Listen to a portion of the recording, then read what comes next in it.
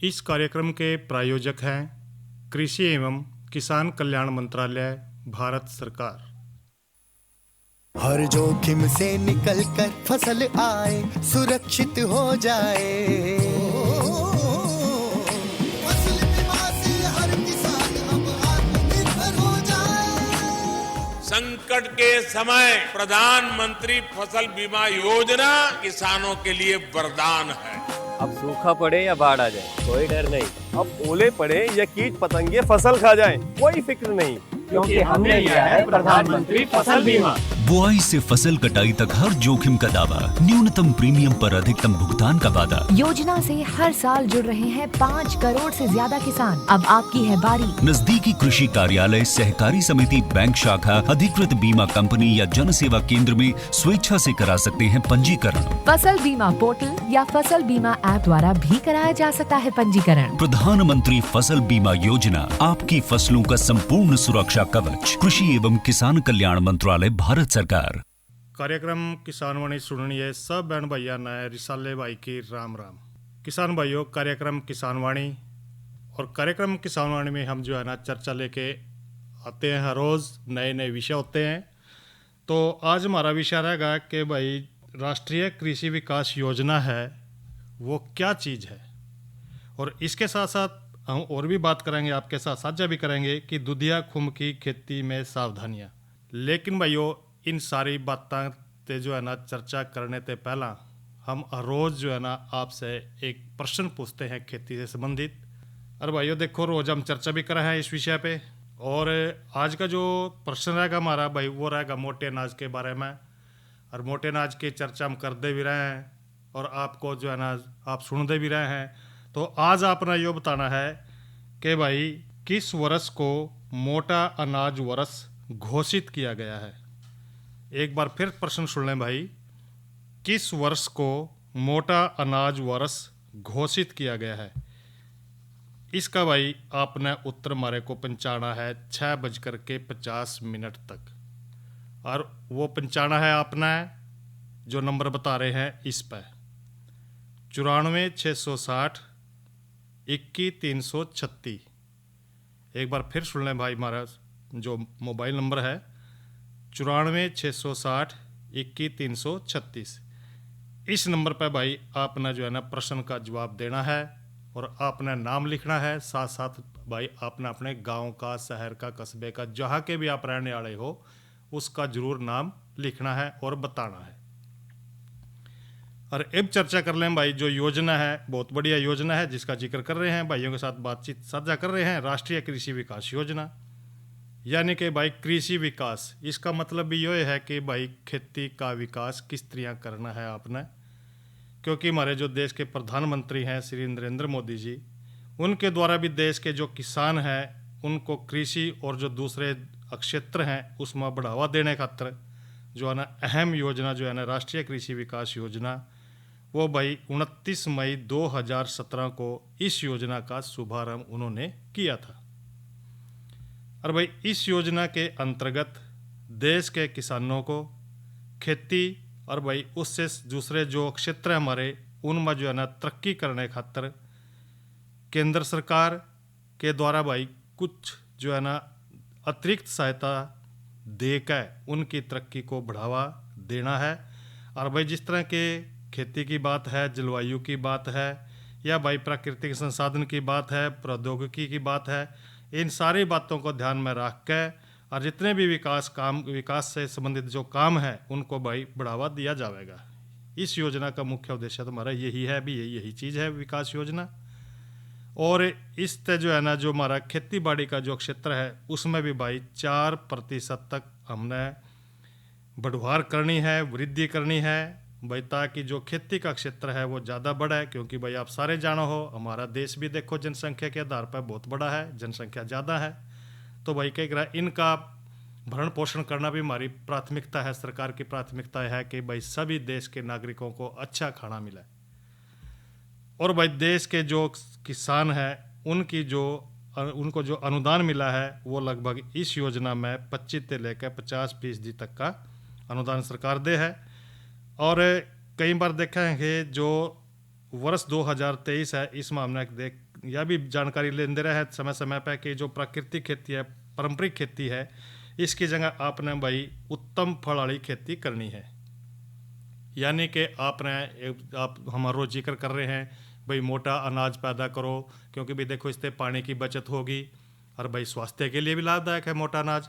तो इसी करके भाई जो दूसरी फसलें हैं इसके साथ साथ आपने जो फल वाले पेड़ हैं वो भी लगाने हैं, बाग लगाने हैं, ताकि भाई किसानों की जो आमदनी है वो बढ़िया हो, ज़्यादा से ज़्यादा हो। तो भाई जो है ना, इसका अनुदान लेने खातिर किसानों को आपने भाई जो अगर आप जो कोई अनुदान ले रहे हो तो उसके लिए अपना ऑनलाइन आवेदन करना पड़ेगा। और इसका उद्देश्य भी यही है भाई, क्योंकि आप सारे देखा है कि हमारा जो देश है खेती बाड़ी वाला देश है, क्योंकि खेती ज़्यादा है। और यहाँ भाई जो खेती की बात करें तो बहुत ज़्यादा अधिक महत्व जो है ना खेती न दिया जावा। और किसानों की जो कम आयु होने के कारण भाई कहीं देखा है कि उनकी जो आर्थिक स्थिति है वो खराब होती जान लग रही है।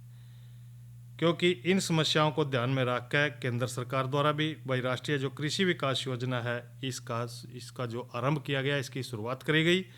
और राष्ट्रीय कृषि और जो विकास योजना है इसमें भाई आने वाले जो मुख्य क्षेत्र हैं, जिस तरह के हमारा खाद्य फसल गेहूं है, धान, मोटा अनाज, छोटे कदनन, दलहन, तिलहन, ये सारी बातें भाई इसके में ली हैं। और राज्य के भाई बीज फार्मों को सहायता देना भी है। समेकित जो है ना कीट प्रबंधन योजना भी बना रखी है, मृदा स्वास्थ्य की भी है, कृषि यंत्रीकरण योजना भी है, बागवानी उत्पादों को बढ़ावा देना, विस्तार सेवा को बढ़ावा देना, पशुपालन योजना, कई ढाल की जो है ना भाई देखो योजनाएं सरकार ने भी चला रखी हैं। और इन योजनाओं का हम समय समय पर आपके साथ बातचीत भी करते हैं, जानकारी साझा करते हैं। और राष्ट्रीय कृषि विकास योजना में भाई ऑनलाइन आवेदन करने खातिर आपको अपने ज़िले का जो कृषि विभाग है उसके पास जाना पड़ेगा। सारी जानकारी आप वहाँ से ले सकोगे। और भाई जो राष्ट्रीय कृषि विकास योजना है उसमें मुख्य मोटे मोटे से जो कागज़ हैं आपने वो लेके जाने हैं, जिस तरह के आधार कार्ड है, आय का प्रमाण पत्र है, स्थायी प्रमाण पत्र है, आयु का प्रमाण पत्र है, mobile number, email ID, passport size की फ़ोटो, ये सारी भाई सारे के सारे जो चीज़ें हैं दस्तावेज है ये लेकर के आपने आपके नज़दीक का जो कृषि विभाग का जब दफ्तर है ज़िले का उसमें जाना है। और इस योजना से संबंधित जानकारी आपने वहाँ पर भी लेनी है, भी हम किस तरह इसमें आवेदन कर सके हैं। तो यह तो भाइयों हमने साझा करी बात आपके साथ राष्ट्रीय कृषि विकास योजना पर। और अब जो है ना भाइयों को भाई एक जानकारी और दे रहे हैं इस विज्ञापन के माध्यम से।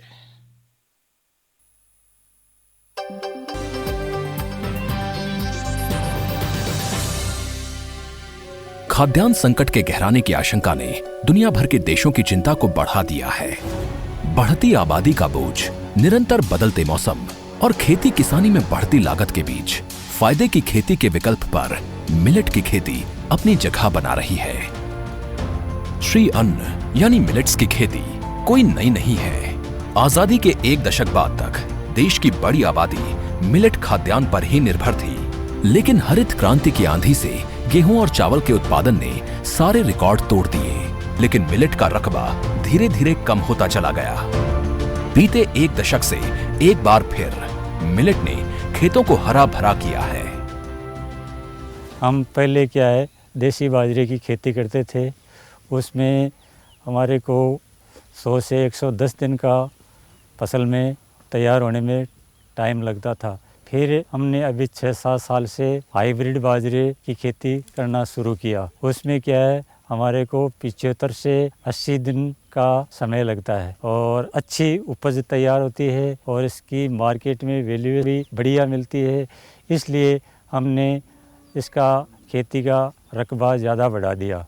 कम मेहनत और लंबे समय तक खराब न होने की खासियत श्री अन्न की फसलों के दायरे को अब और बढ़ा रही है। इसके अलावा पूरी दुनिया में एक बड़ी आबादी के खान पान की शैली में भी बदलाव आया है और मिलेट ने थाली में अपनी ज्यादा जगह बनाई है, जिसकी एक बड़ी वजह मिलेट की पोषक गुणवत्ता को भी माना जा रहा है। मिलेट की मांग बढ़ाने के लिए अब माननीय प्रधानमंत्री जी की पहल पर संयुक्त राष्ट्र ने 2023 को इंटरनेशनल ईयर ऑफ मिलेट्स मनाने का फैसला किया है। पूरी दुनिया में मिलेट को भारत और अफ्रीका की फसल कहा जाता है, क्योंकि इन दोनों ही जगहों में प्राचीन काल से ही मिलेट की खेती हो रही है। अकेले भारत में 10 तरह के श्री अन्न का उत्पादन होता है, जिसमें ज्वार, बाजरा, रागी यानी मंडवा, रामदाना, कुट्टू, कंगनी, कोदो, सावा, कुटकी, चीना यानी प्रोसो आदि शामिल हैं। चावल, गेहूं और मक्के के बाद मिलेट में बाजरा और ज्वार भारत में सबसे महत्वपूर्ण फसलों में शामिल हैं। यही वजह है कि भारत मिलेट का एक प्रमुख उत्पादक है। खास बात यह है कि भारत की हिस्सेदारी एशिया के उत्पादन में 80% और वैश्विक उत्पादन में 20% की है। फिलहाल भारत में मिलेट की औसत उपज 1268 किलो प्रति हेक्टेयर है, जो वैश्विक औसत उपज 1211 किलो प्रति हेक्टेयर से अधिक है।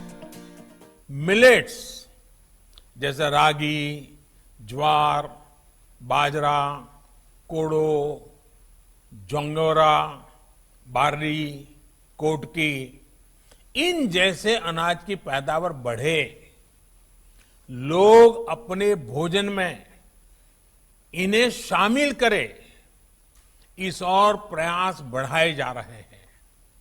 मैं आज एफएओ को विशेष धन्यवाद देता हूं कि उसने वर्ष 2023 को इंटरनेशनल ईयर ऑफ मिलेट्स घोषित करके भारत के प्रस्ताव को पूरा समर्थन दिया है।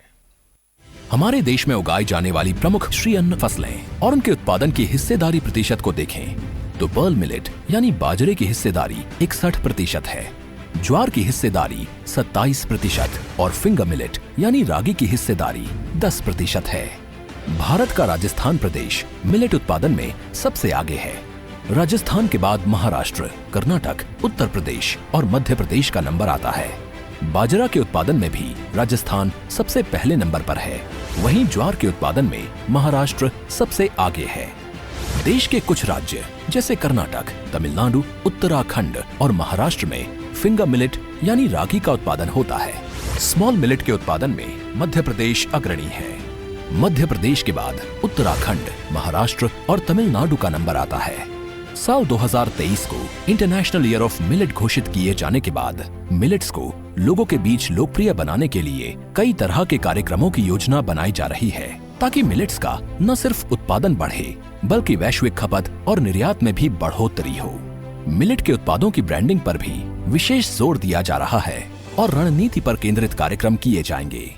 एक रिपोर्ट के मुताबिक फिलहाल 500 से अधिक स्टार्टअप बाजार मूल्य श्रृंखला में काम कर रहे हैं। वहीं Indian institute of millets research ने 250 स्टार्टअप्स को साथ लिया है। यही नहीं, 66 से अधिक स्टार्टअप्स को 6.2 करोड़ रुपए से अधिक दिए गए हैं, जबकि लगभग 25 स्टार्टअप्स को आगे फाइनेंस के लिए मंजूरी प्रदान की गई है। Initially incubated at IIMR had taken great technology from them, and then we started selling millet chikkis initially in the schools and then in the kirana stores. So we right now sell about roughly 20 lakh millet chikkis per day. Shri अन्न के प्रति सरकार और लोगों के बीच ये जागरूकता एक लंबा सफर तय करने वाली है। जाहिर है, आने वाले वक्त में हरित क्रांति की तरह ही इस देश और दुनिया में मिलेट क्रांति का आगाज तय है। और भाइयों, अब जो है ना लगे हाथ आपको मौसम की खबर भी दे दें कि भाई मौसम के क्या रहा है।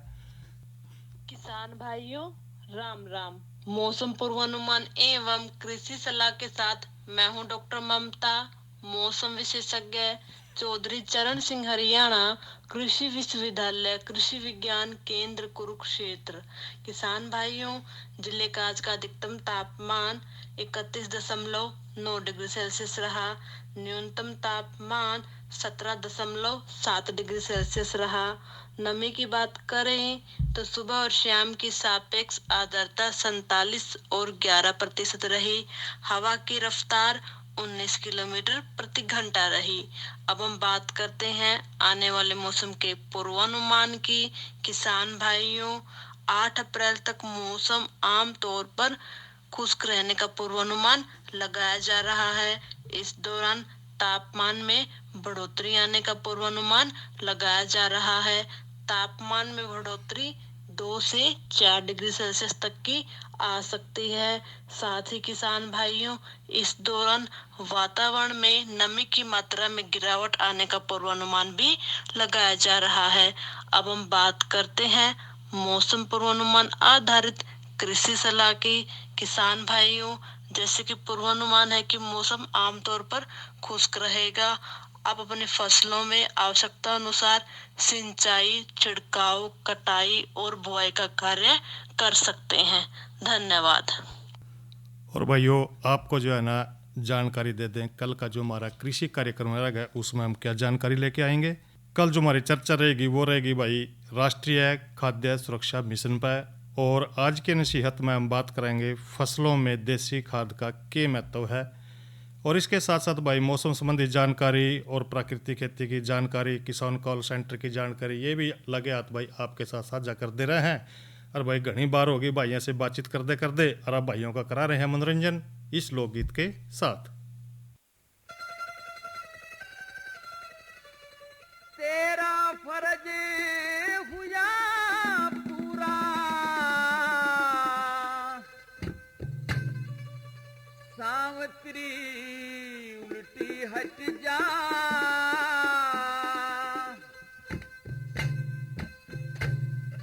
बिना पति के धर्मराज मेरी चुप करे जिंदगी कटे जा। तेरा फर्ज हुआ पूरा, सावत्री उल्टी हट जा, बिना पति के धर्मराज मेरी चुप करे जिंदगी कटे जा। सत्यवान के सिवा मांग ले, हर गज भी ना टाल करूं, पहले बचन भरो भगवन में, आगे फिर सवाल करूं। सच्ची सती सावत्री से तू मैं भी तेरा ख्याल करूं, जवान अवस्था जति पति बिन, मोक्ष बता किस डाल करूं। भले बुरे कर्मों का लेखा जो थारे आगे छट जा, छुट्टा मौका जाल जगत में एक दिन तेरा पट जा। तेरा फर्ज हुआ पूरा, सावत्री उल्टी हट जा, बिना पति के धर्मराज मेरी चुप करे जिंदगी कटे जा। और फिर यमराज सावित्री को 3 वचन देने की हाँ भर लेता है। तो सावित्री मांग लिए वरदान, आज तू कर ले सती यकीन मेरा, राज मिले और नैन खोल दो, ससुरा ने तरहीन मेरा। ऐसा ही होगा सावित्री, अब देख लिए तू सीन मेरा, बिना पति के श्रीमान मन हो गया घना मलिन मेरा। हाँ जीत उसी की होती आई, जो सच के ऊपर डट जा, उस मानस का क्या कर ले दो, कई बात न नच जा। तेरा फर्ज हुआ पूरा, सावत्री उल्टी हट जा, बिना पति के धर्मराज मेरी चुप करे जिंदगी कटे जा। और फिर सावित्री दूसरे व तीसरे वचन में, ओ मेरे पिता के धर्मराज मंजूर करो, 2 भाई तेरे हो जाएंगे, खुशी आज भरपूर करो, एक पुत्र हो मेरे उदर से, तेजस्वी और सूर करो। देता हूँ वरदान सती, सब काया का तेरा दुख कट जा, कैसे होगा पुत्र मेरा जब पति अलहदा पट जा।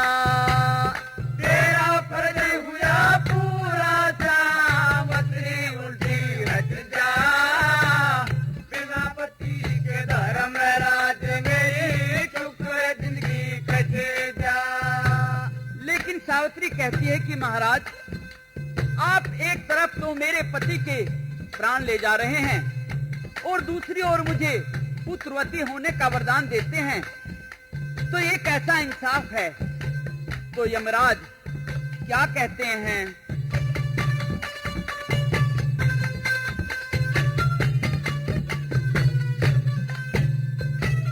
सावत्री तन सावत्री तन बचन लिए मैं चक्कर भी फंसाया, नो निधि और 12 सिद्धियां दीन आपके है माया। किस तरह जीवित कर दूं मैं तेरे पति की काया, सब कुछ कर सकती भक्ति भगवान भजन में पाया। मान सिंह ने मन समझाया नाम हरिहर कारट जा, रुगनाथ धर्म धीरज से सारा खटका मिट जा, तेरा फर्ज हुआ पूरा सावत्री उल्टी हट जा, बिना पति के धर्म राज मेरी क्यों करे जिंदगी कटे जा। और भाइयों ये तो सुने आपने लोकगीत, और अब जो है ना हम चर्चा आपके सामने लेके आ रहे हैं भाई, वो रहेगी सफ़ेद दुधिया की जो खुम्ब है सफ़ेद रंग की, उसकी खेती में के सावधानियां आपने बरतनी है। खुम्ब भाइयों देखो एक स्वादिष्ट और बढ़िया पोषक देने वाला एक आहार है, और इसमें भाई कह दे करा है कि इसमें बढ़िया तरह की प्रोटीन है, विटामिन है, लवण है, और भाई इसमें जरूरी जो है ना एक अमीनो एसिड भी काफ़ी मात्रा में इसमें मिला है जो सफ़ेद रंग की खुम्ब है। और भाई खुम्ब में पाए जाने वाले जो प्रोटीनों से कई ग्राम ना एक शाकाहारी जो लोग हैं ना, भोजन में जो प्रोटीन की मात्रा है भाई इसी तय पूरा कर सके हैं, क्योंकि कई बार आप देखे हैं कि भाई जो मांस मिट्टी नहीं खाते उनको तो दूसरे इसके साथ साथ जो है ना कौन से ऐसे पदार्थ है विजिट को खाने से उनकी वो पूर्ति हो सके, जिस तरह के खुम्ब है उसकी पूर्ति करेगी वो। तो भाई जो किसान हैं जो दूधिया रंग के उत्पादन कर रहे हैं खेती में, दूधिया रंग के आकार की जो खुम्ब है हमारी, जिसने कि सफ़ेद बटन खुम्ब से भी इसका जो है ना रूप थोड़ा मिलता जुलता रहा है, और इस खुम्ब में जो है ना इसका जो तना है और टोपी छोटी हुआ, तना लंबा हुआ, और भाई कह दे कर इसने जुलाई में अगर आप इसको लेना शुरू करेंगे तो आगे अक्टूबर तक ये फसल देनी शुरू कर देगी। और आपने जो है ना इसका जो माध्यम का चुनाव है वो किस तरह करना है कि इसको लगाने खातर भी गेहूँ या सरसों का जो तूड़ा है या धान की जो पुआल है छोटे छोटे टुकड़ा में आसानी से इसमें उगा सको हो। जो भूसा है या भाई अवशेष है बरसात में भीगा ना होना चाहिए ताकि सूखा हो, और इसके भाई क्योंकि अगर वो भीगा होगा तो उसमें आक्रमण होने की संभावना ज़्यादा रहा है।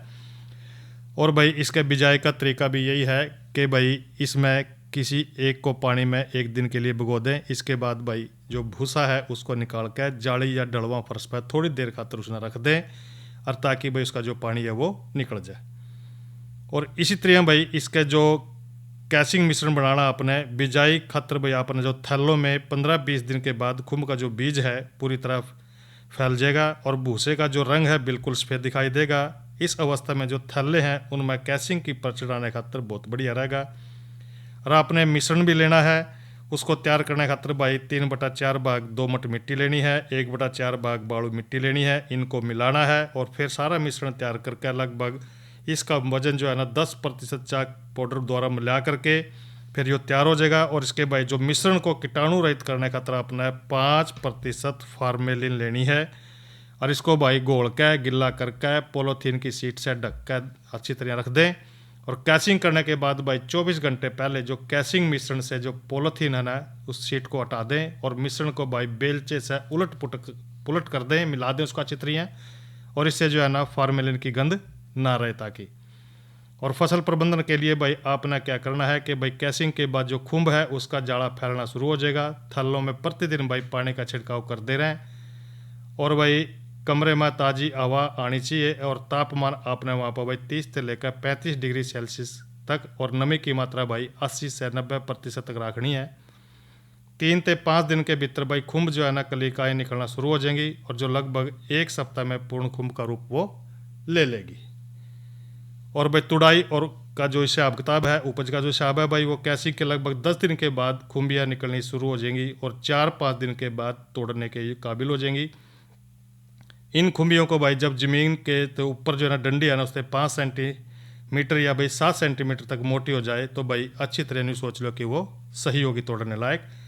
इस प्रकार से भाई अगर आप इसको बाजार में लेकर जाओगे तो इसकी जो पैदावार है वो अच्छी हो रही है, तो भाई इसका रेट जो है ना लगभग 18 रुपये प्रति किलोग्राम पड़ेगा, और भाई वो बाजार में 70 से लेकर 75 रुपये प्रति किलोग्राम के भाव से भाई आपकी बिक जाएगी। भाई खुम्ब का तना जितना मोटा होगा उसकी गुणवत्ता उतनी ही अच्छी होगी। भाई देखो, अगर आप इस तरह सारी बातों का ध्यान रखेंगे तो आप जो दूध या खुम्ब है इसकी खेती बड़े बढ़िया तरीके से कर सकोगे। और लगे हाथ भाई एक जानकारी और साझा कर ले आपके साथ, वह अभी बाजरे का अंतर्राष्ट्रीय वर्ष क्यों है। अब भाइयों देखो, एक प्रश्न हमारे पास हमने जो पूछा था कि भाई किस वर्ष को मोटा अनाज वर्ष के रूप में घोषित करा क्या हुआ है भाई 2023, और उसका जो जवाब दिया हमारे को सही वो दिया भाई रमेश कुमार गुज्जर ने, जो गांव बटेड़ी से हैं। बिल्कुल सही दिया, 2023 वर्ष को भाई मोटे अनाज वर्ष के रूप में घोषित कर रखा है। इसी भाई का जवाब आया था जो हमने भाई आपके सामने इसका नाम भी बोल दिया। इसी तरह भाई आप भी अपना नाम बुलवाना चाहो तो भाई देखो प्रश्न का जवाब आपने देना पड़ेगा। अरे बात कर रहे हैं मोटे अनाज के भाई, तो बाजरा जो है ना भाई देखो घर खातर बहुत बढ़िया है, क्योंकि कई रहा भाई खेती इसकी बड़ी आसान है, कम पानी वाली है, और बाजरा सीमांत किसान और भाई जो सतत उत्पादन प्रणाली है इसके लिए भी बहुत बढ़िया है ये। और न्यूनतम इसमें खाद डालेंगे, कीटनाशक के साथ बढ़ जाएगा, कम पानी में जीवित रह सकता है, क्योंकि पानी की भी इसना कम जरूरत है। गेहूं की तरह तो है नहीं भाई, धान और गेहूं की तरह ज़्यादा पानी चाहिए। पौष्टिक भोजन दे है, चारा भी मिल सका है, और भाई जैव ईंधन, और भाई इस तरह इसके कई रूप में हम ले सके हैं। हमारे कैल्शियम को पूरा करा है, खून को साफ करा है, क्योंकि इसमें रेशा भी हुआ भाई, और जाडे के में तो आप इसकी खिचड़ी बना कर खा सको हो, कई रूपों में आप इसका प्रयोग कर सको हो। तो भाई ये तो चर्चा कर लिया हमने बाजरे के रूप में। और भाई किसान कॉल सेंटर का भी आपको नंबर दे दें कि जो किसान कॉल सेंटर है उसका जो नंबर है भाई वो है 1551, यानी कि 1551। खेती से संबंधित जो भी जानकारी है भाई जो आप लेना चाहो वो 1551 पर भाई फ़ोन करके आप जो है ना हमारे जो विशेषज्ञ हैं उनसे आप किसी भी समय पर भाई बात कर सकते हो। इस कार्यक्रम के प्रायोजक थे कृषि एवं किसान कल्याण मंत्रालय, भारत सरकार। इसी के साथ ही आज का कार्यक्रम किसानवाणी यहीं पर संपन्न होता है। रिसाले भाई न दो इजाजत। अच्छा भाइयों, राम राम।